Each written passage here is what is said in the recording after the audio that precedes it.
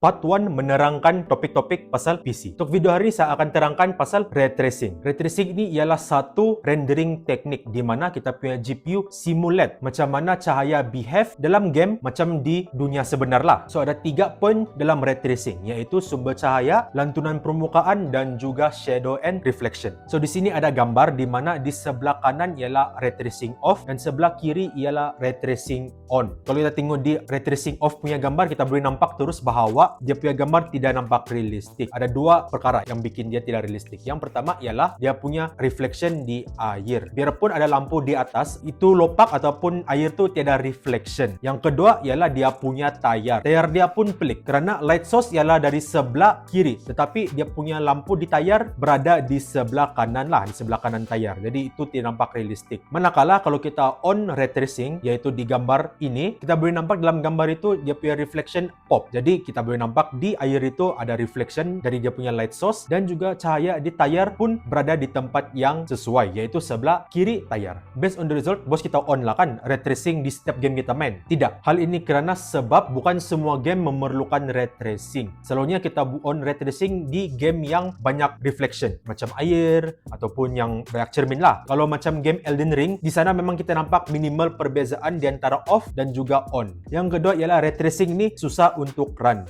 Sebab kita punya GPU membuat berjuta-juta calculation per millisecond. Bermaksud kita punya FPS akan lebih rendah kalau kita kasih bandingkan dengan ray tracing off. Dan makin tinggi resolution yang kita main game, makinlah susah kita mau run itu game dengan ray tracing on. Jadi apa kamu punya pendapat tentang ray tracing? Adakah kamu on ataupun off masa kamu main game?